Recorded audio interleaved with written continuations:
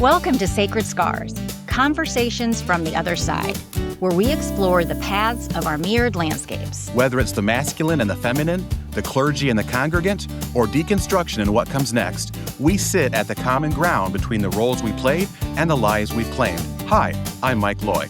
And I'm Lori Bickle. Pull up a seat at the table. There's a place for you on the other side. Welcome back to the table. Today, we're exploring a kind of grief that often goes unnamed, the hidden losses that come with deconstructing religion and long-held beliefs. While we're all familiar with the grief response to losing someone, which is a finite loss, there's another kind of grief, a non-finite loss. And this grief is the losing of something less tangible, like a dream, a role, a sense of belonging, or even a version of yourself that once felt certain and secure. These losses are very real, even if they don't always have a name or recognition. We want to shine a light on these often overlooked experiences and give language to the kinds of grief that can quietly shape our lives. So if any of this that we share today resonates with you, know that your feelings are real and you're not carrying them alone. So, Mike, I have also pursued a certification as a grief companion because of this exact reason. Yeah. Grief is well known in deconstruction, but when you lose your identity, your meaning, your moral compass, your community, it is so deep and so layered that I wanted to have some knowledge and understanding and some literacy to start working through this myself, but then helping others. So tell me about, does this resonate with you? I mean, the grief and the coming to terms with it. Because, you knew you were sad, but the depths of what it really is. Yeah, no, I really appreciate this topic and us diving into this early on, because I think that for me, I walked away in 2019. So at the time of this recording, about a little over 7 years ago. And just within the last year or two, I have finally just realized that I never grieved for the things that I lost. I didn't, I never looked at them as, a loss, or realized the depth of the loss, the layer of the loss, and realized everything that I had lost, because there were so many other feels that I was processing over the years, especially when I first walked out the door. As someone mentioned earlier this week, about a liminal space is not or either or, but it could be, both. And so for me, it was so sad. I was saddened by the way everything went down when I left, but at the same time, I was so relieved and felt like this burden, had been lifted. But then at the same time, I am feeling hurt and, like I said, angry and scared, and I don't know what I'm going to do next. I don't even know who I am anymore. I mean, identity confusion was really huge. They even say, I think that part of the trauma definition is too much, too fast. So when you are sensory overload, your thought process overload, when you're just overloaded, your ego overload, whatever is overloaded with too much, too fast. And I think that I was overloaded with too much, too fast when I first left religion, that I think grief got shoved way, way back in the closet. So this really resonates with me. I think that during this episode, and depends on how many episodes we may take this, I think this is probably going to end up being a nice unpacking session for me. Yes. As I continue to process grief. And, one of the things that our culture, and we have been conditioned to hear with grief, is just get over it, get to the next level, get to the next phase. And that's exactly what I was doing. I'd gone through a divorce and I just needed to move past it and get on with my life. I was deconstructing. I needed to just move on. Hence part of the search for another belief system. And that's just compounded. I mean, you had the identity, you had your community. That's the different things. These are things that clients grieve in, that what they navigate when they experience grief. We have loss of community, loss of identity, loss of certainty, loss of purpose, loss of belonging, loss of a future, loss of rituals, loss of roles, loss of metaphysical security, loss of versions of ourselves, loss of imagined futures, and lost connections to family and culture. That's a That lot. is a That's a really, lot. really, really long list. That's a long list. That's a very long list. And if you don't mind, though, I'd like to go back to something you said about this idea of being told to just move on. Um, I experienced a version of that when I was 17, and I'm not sure if I've shared this part in any of our episodes yet, but when I was 17, I was the oldest child of four, four kids. I was 17, my brother 15, my other brother 13, and my sister 11. And our mom had lost her battle to cancer and passed away when I was 17 years old. Mm. I turned 17 in May 20th, and she passed away the following month, June 29th. I don't think that anyone ever really came out and directly told us to just move on and get over it. But when that happened, our life radically changed so super fast. My dad ended up meeting someone a few months later and began to date her. And it was so quick. And then when my dad ended up getting remarried, um, less than a year later, so my mom passed away June 29th, and my dad got remarried the following year, June 21st, 8 days before the Yeah. 1 year anniversary of my mom's passing. So during those few short months, our lives were being uprooted and transplanted out of the house that my mom had built, designed and built, out of the neighborhood, the countryside neighborhood that I grew up in, my childhood church, my community, my friends, everything is just being uprooted, during this time. And this all took place within 12 months of my mom passing. And I think that because us kids were not given space to maybe grieve properly, and because of the kind of religion that we were raised in, counselors, psychologists, psychiatrists, and those things were kind Mhm. of really, looked down upon, and, of the devil, they're going to mind control you, and that kind of stuff. And so we didn't receive any counseling, any therapy, no grief counseling or nothing as kids.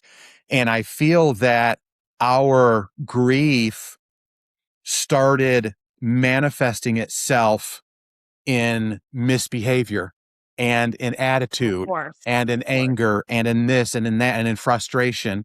And so when we are processing our grief through our attitude, and we're being told you need to learn to forgive, you just need to forgive, you need to ask God for strength, and you need to just change your attitude. In essence, what we're hearing is you need to get over your grieving. You just need to stop Mhm. grieving and get over it. I mean, that's what we're hearing. And so I think that even getting into this topic, um, I look back and I wonder, did I ever really properly fully grieved? Because when us kids tried to grieve in our own way, we were shut down and perceived as bad attitude kids. So your statement there about being told to just get over it and move on, that definitely really, really resonates with me. And I've never had the grief of my parents yet, or a spouse, or siblings, so like somebody right next to me. Um, so I didn't understand. I know many people who have, like, have gone through this. But when I have been went through my grieving these last couple years, and I've been learning about grief, I feel that I didn't show the compassion I needed to because I didn't have the knowledge. Yeah. We were conditioned to get on, move over. You've been grieving too long. Let's go on. And some of us, depending on what it is, we don't. And we're never the same person, right? You were like expected to pack up your stuff, move on, start this new life, and just carry on as you were. You can't do that. And that's the same with finite grief. You lose any kind of certainty if your spouse dies, if your mom dies. You lose the community that you grew up with. You lose so many different things. And that's why the whole piece of the grieving within deconstruction, there's no name for it. There's Yeah. no acknowledgement for it. So we can wrap our head around what you're saying with the finite loss because we understand it. Right. And when you get to what we both experienced in grief for a non-finite loss, and especially if you go outside of like people who understand the lingo, they had no idea what I was grieving. I had amazing friends who supported me, who walked with me, who listened to me. But what I needed, I was having an existential breakdown, right? Like, Yeah. so they didn't understand the kind of grief, which is similar. These grieving, these things that we do and how we cope with grief and what we have to deal with grief, they aren't different. Yeah. But it's a name, it's an inner grief. It's something that is not commonly understood. Would you agree with that? I mean, there's no competition between what you went through. I'm not trying to compare what you went through No, no. but with your mom, but meaning elements of grief. No, I think that there's definitely going to be different versions, different elements. If you want to say different levels, that's probably even a bad word to use as well. But it's definitely there's definitely going to be some parallels, I guess you could say. Uh-huh. Different retellings of the same story, so to speak. Because I kind of wonder if I did the same thing to myself that was done to me as a 17-year-old boy when I first left religion. Because I wonder if I was in such a big hurry once I navigated out of that life that in essence died. Uh-huh. I like what happened to my mom, I packed up all my belongings and was on my way into a totally new landscape, a new chapter in life. And in the same way it was my mom, we were so focused, the family was so focused on moving on to a Right. new chapter in life that so then leaving religion was the same way, that I was so focused on moving on to the next chapter in life, that maybe I did to myself what was done to me as a 17-year-old boy. I've got to figure out who I am now. I've got to figure out what to do. I don't have, maybe subconsciously, I don't have time to grieve. I've got to figure out what to do next. I've got to figure out where I'm going. I've got to figure out who I am. I've got to figure out what happened to me. I've got to figure out these deficits and how I need to get caught up on lost years. There's all these things that I was busy focusing on, that it's almost like history repeated itself for me, that in essence, I did the same thing to myself, saying, look, just brush yourself off, just get up. Let's define what spirituality means. Let's figure out what happened to you. Let's put some verbiage to this trauma. What's existentialism? You're not Pastor Mike anymore. Who are you going to be now? Where are you going? What are you going to do for the rest of your life? And I inadvertently, again, history repeated itself, sh- shoved grief, to the back of the closet. And like I said, 5, 6 years later was when it finally began. I was like, oh, wait a second. Well, I think it's interesting what you just said. You're like, I'm not Pastor Mike anymore. And then quickly you went into existentialism. As existentialism was probably several years down the line. Yeah. See how you would like, even telling the story, we hop through and never give ourselves any space Right. to feel it and to grieve it, because we feel like we need to move on. We feel uncomfortable that we're not stable, set in a good place. Like you go through a divorce, you lose something, you want to just move on, and that's why people date so fast. And they want to feel better again because they're so unstable, destabilized. And the same thing happened with religion. So it's constantly just looking for another way to get stable. My deconstruction journey had gotten to a certain point that I realized that things I had been trying to hold on to, which we're going to get into in a minute about how my spiritual bypassing ended up extending my grief. Oh, wow. But that's now looking at this, having and understanding grief in a different way. I can see, what I did. I was just moving on, trying to get to the next thing and the next thing and the next thing and the next thing. And if I was physically moving houses to different states, I was moving ideas of jobs of what I wanted to do. And I think looking back, I just couldn't find any ground because all the certainty had crumbled. I'd like to go back to a statement you made about dating fast, Mhm. because I see parallels in both of my losses. When my mom passed away June 29th, I don't know how, I can't remember how quickly my dad started dating, but I do remember that around by September or October, if I remember correctly, forgive me if I'm wrong, but I remember, I think for some reason in my mind sticks out that somewhere around September, October, I remember him dating, dating Mhm. this woman that was going to eventually become my stepmom. And don't get me wrong, she's not your typical Disney stepmom. She's a very sweet lady. She's Yeah. definitely a No. wonderful woman. Definitely make that clear in all of this. She's been, been wonderful, and she definitely, had a lot to process through the whole transition, bringing on a grieving family as well. So I mean, but anyways, another time, another story. But so it was, I want to say it was like within 3 to 4 months that my dad started dating. And I can't say on my dad's behalf what was too quick or too fast for him, but Correct. I felt it was too quick or too fast. Us kids, the general consensus among us 4 kids is this is way too quick and way too fast. Of course, my stepsisters didn't think that because their dad passed away 9 years previous. You know what I mean?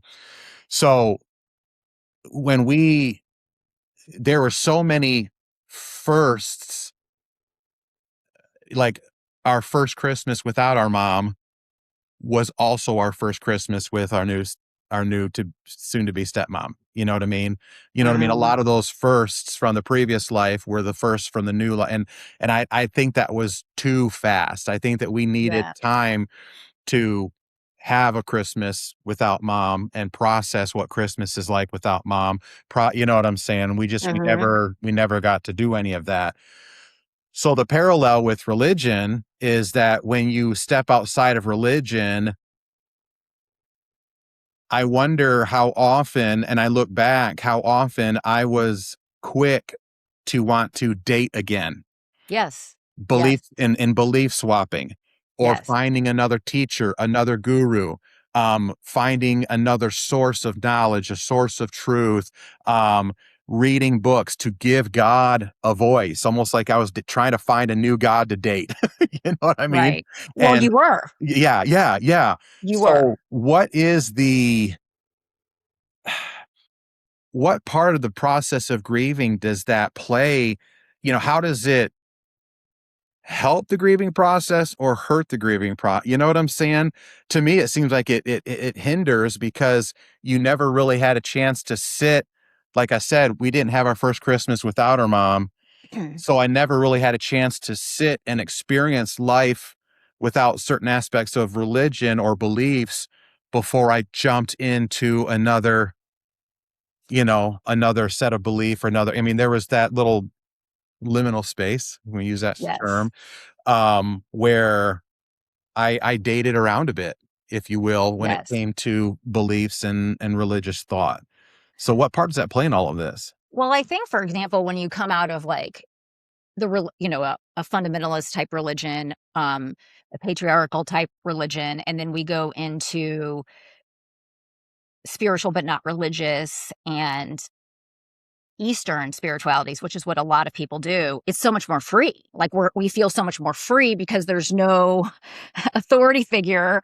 And so, but in that, I feel that we do a lot of spiritual bypassing in the sense of like you go from, you avoid grief and you avoid anger and trauma and you go straight into like transcendence and positivity and alignment and the law of attraction and high vibration.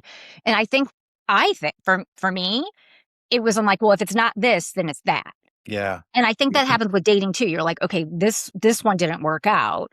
So I still want a relationship and want to be with someone. So this will be okay. And so I'm going to try this until we do the work. They say if you've been divorced and and you move into a relationship too fast, which happened to me, and the work in between wasn't done, so it was eventually going to get done, and it Yeah. did eventually get done.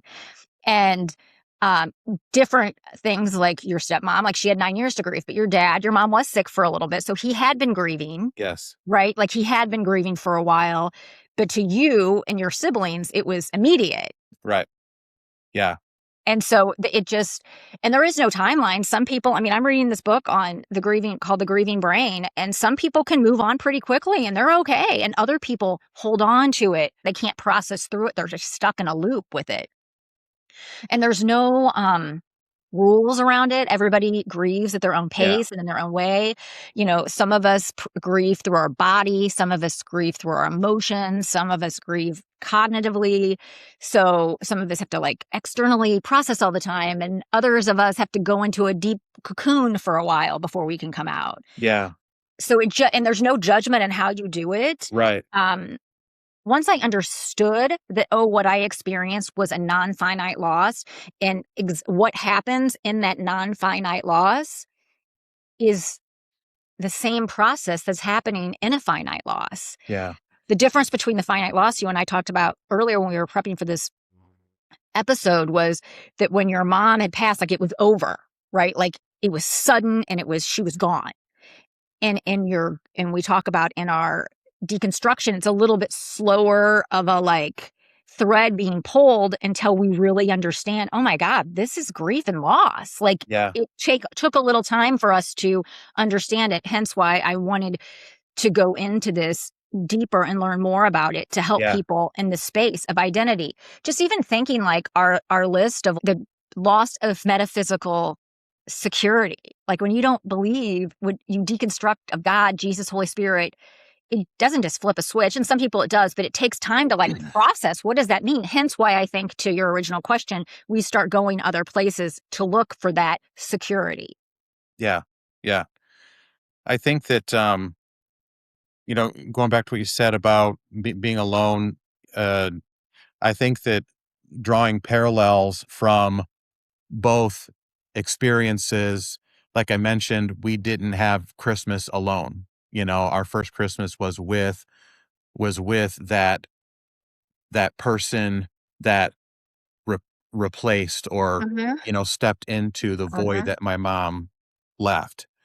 And I think that when someone comes out of religion, we try to fill Mm-hmm. that void that religion left. And while we probably should have had our first Christmas alone, you know what I mean? We end up moving forward, and spending those firsts that should have been alone, spending those first with that next thing that we are trying to fill that void. And I think, again, I think you really got to really pay attention and listen to yourself and what you're ready to do.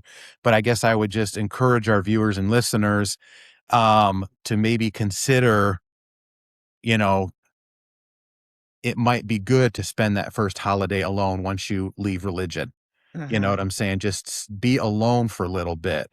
For the sake of your existential health and your sanity and everything, you've really got to sit and just be alone.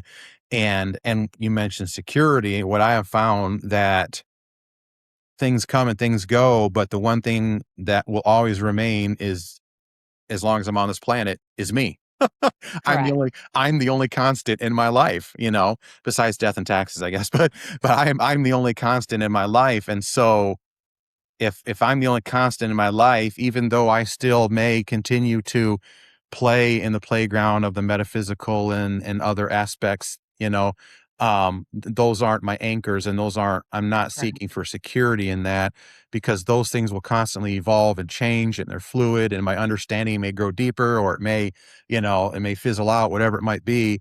But the one thing that's always going to remain the same in all of this is me, Correct. my true self, my nature. And so I think that we need to stop and take time to really get to know ourselves in that liminal space, because um I can think to some examples of some people who are very close to me that have had a history of moving from one bad relationship to another. Mm-hmm. So they come out of a bad relationship, and because because there's so much going on inside of themselves that just needs to be fixed or loved or healed or whatever, but they ignore it and they just move on. More often than not, they'll just jump right back into another abusive relationship, Correct. and then they'll stay with that one for a while, and then and I've seen and witnessed, um, loved ones who have gone through those cycles that finally one day they came out of a relationship and said, enough is enough. I'm going to work on me for a little bit. Yeah. And once they stopped and worked on me for a little bit, that next relationship ended up being the most beautiful experience Correct. that, you know what I'm saying? And Yes. so I think that even leaving, there's so many parallels here, even leaving religion, you just got out of a bad relationship. You just divorced an abusive Mhm. husband, wife of a church, It was very uh, abusive. very abusive relationship. And if you don't stop and heal for a little bit and just spend your first Christmas alone, um, there's a good chance you're going to jump back into another abusive Mhm. relationship, follow another guru or teacher that's going to be peddling, a different flavored snake Mhm. oil, I mean, Exactly. and you're just going to continue to repeat the cycle, unless you stop and find your security elsewhere, let that become your tether, and then start exploring some of these fun things from a healthy launch pad. Right. And I think that's great advice for maybe somebody who's if they can hear it, if a listener can hear it. It's hard to hear when you're trying to figure it out because we went from one surety, right? And we were searching for another surety. So that's one of the reasons we belief swap around is because we're like, well, if this one isn't true, this one must be true. But I found for me, once the whole Christianity thread went away, the thread eventually like got pulled out. And a piece of the metaphysical security piece that I definitely want to like acknowledge the grief in that. When I went through my divorce, I was on my knees every night praying, had a whole like list of prayers. I had my law of attraction, visualizations. I had this whole thing. And that gave me some grounding presence as I was going through it. Now let's fast forward 5, 6 years when it was all gone and I lose my job and a relationship ends and which happened. And I'm like, who do I pray to? That was a whole nother level of a loss. Like I really, really felt alone. And so that was my trajectory of what happened is like you had this solid ground and it's no wonder that I zigzagged all around for 6 years because what ended up happening at the end and you're in a horrible place and there's no God, no Jesus, no Holy Spirit, no angels and guides that you believe, like nobody to hold on to. I can't imagine doing that year one, right? It had to take me this whole process. So in that whole process, I was grieving and searching and doing it at different levels and coping with it at different ways, which we will discuss. You touched on, but we will discuss coping styles in another episode when we touch on grief again. So I guess what I originally said is if you can hear kind of us and what we did, and if some kind of light bulb goes off, just try and face the grief. If you feel it resonating in you, what we're saying, you have to go through these things. We're not discounting them, and you may not be ready to hear it. Yeah. But if you feel like, oh my gosh, like they kind of have a point here, maybe sit with it and see, because you're either going to continue running around forever with it, and people do, and that's fine because that's everybody handles it differently, or you're eventually going to get to the point where the bottom falls out, which happened for both of you and I. Yeah. Yeah. Cause it's like, if you think about a person that gets out of an abusive relationship and they can't stand to be alone. So it Mhm. would be like for us saying, look, don't go running out there and try to find someone else. And Correct. they're gonna like, no, I can't be alone. I need someone to lean on. I need I someone in need an my life. anchor. Yeah, Hmm. yeah. And so if someone needs to lean on something in this moment, because the thought of sitting with themselves and being alone, they just can't. Hmm. I guess I would just maybe kindly encourage, I don't want to say warn, but just encourage that, if you do need to lean into things other than yourself for some form of security during this time, I would say ultimately just please be careful about who you hand your agency, authority, and autonomy to. That I think that's a big piece in all of this, because I think that, um, a person that comes out of an abusive relationship and they just can't be by themselves. And so they'll jump into another relationship and just give their agency away. Hmm. And this new person in their life rules their life. You know what I mean? There's someone else in their life just And ruling their sometimes it life. can be healthy, but if you move too fast, most times it is Right, not. right. And so I think that from my own personal experience and perspective, I really believe that the most secure thing in your life is the healthy version of yourself. Yes. And but if you are not ready to navigate, to take that journey or navigate to that to that healthier self, again, begin that journey of a healthier self, I would just please, please, please ask you to navigate cautiously and carefully into the next space that you're about to venture into. If you do begin to get into some belief swapping or leaning on, other things. And I'll be honest with you too. I know we mentioned metaphysical, metaphysical is still a big part of my life. I still enjoy the metaphysical.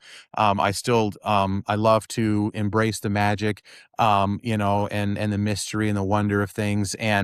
But where I'm at with all of that is that I don't lean into the metaphysical for security.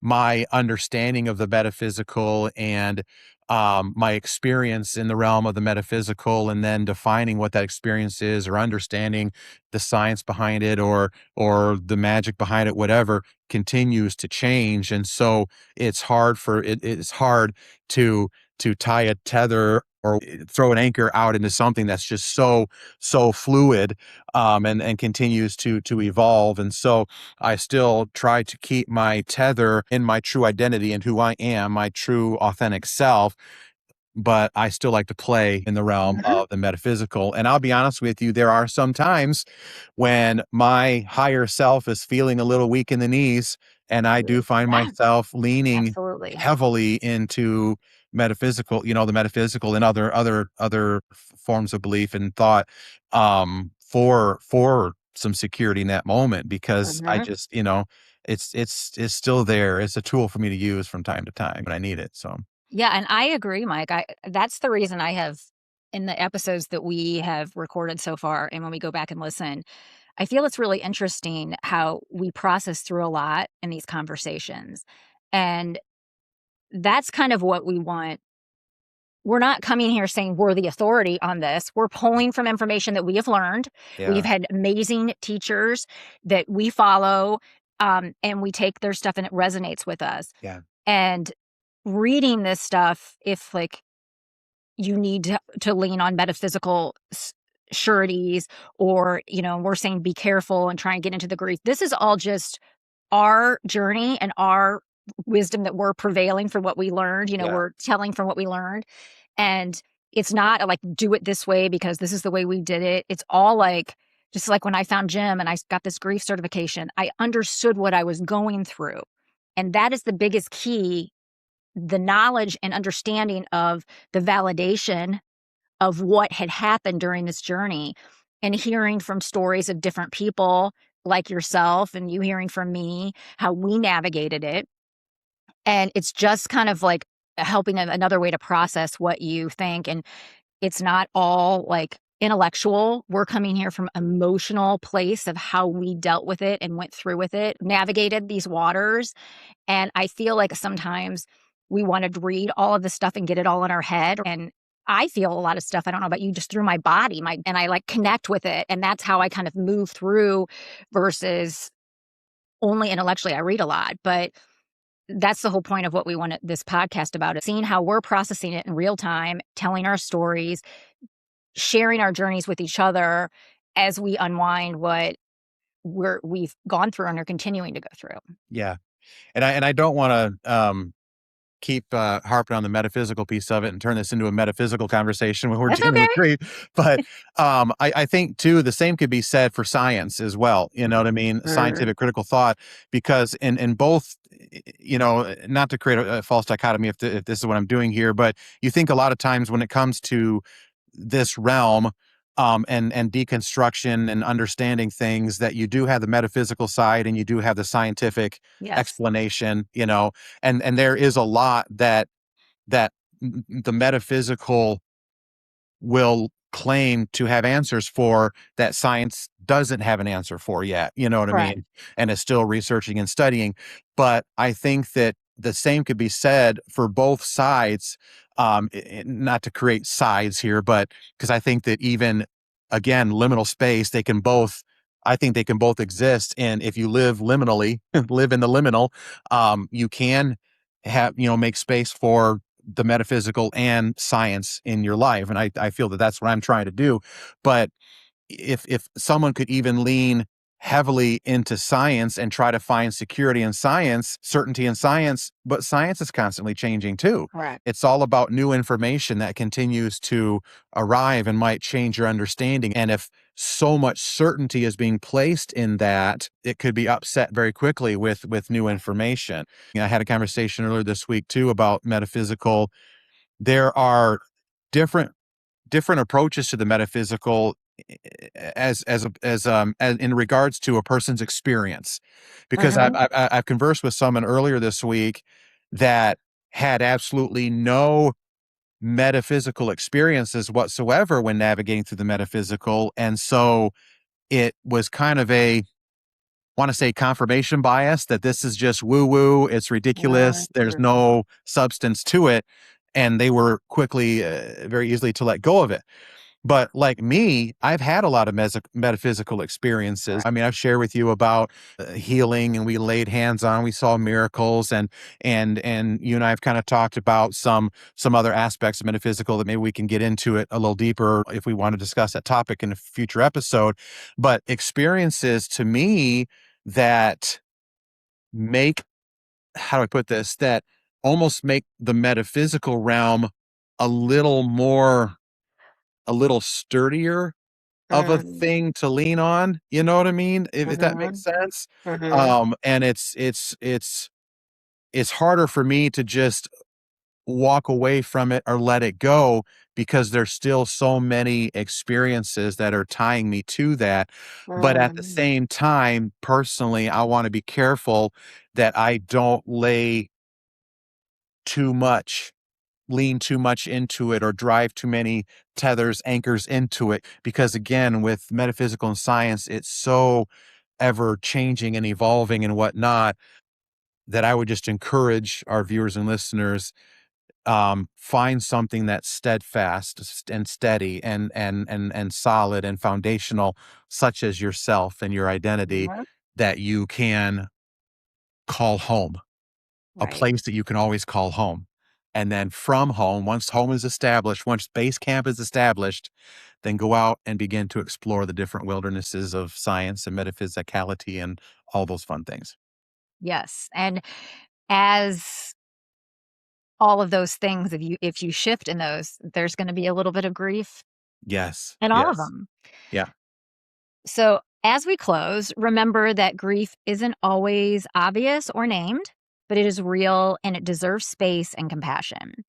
If you're carrying losses that feel invisible or misunderstood, you're not alone in that experience. We hope today's conversation helped you feel seen and reminded that healing doesn't have a timeline. We didn't really focus on that, but it does not have a timeline. We'll talk about that again. Yes. If you'd like to share your story or connect with others on this journey, you can find us at sacredscars.substack.com. Thank you for joining us, and take care of yourself wherever you are in the process. Every line on the canvas tells a tale. A strength that came when we felt fragile. No longer hidden, no longer in the dark. We found the fire inside a tiny spark. It's not just a memory of where we've been. It's the gold that's glowing from deep within. This is the echo of every storm we've weathered. The sacred scar.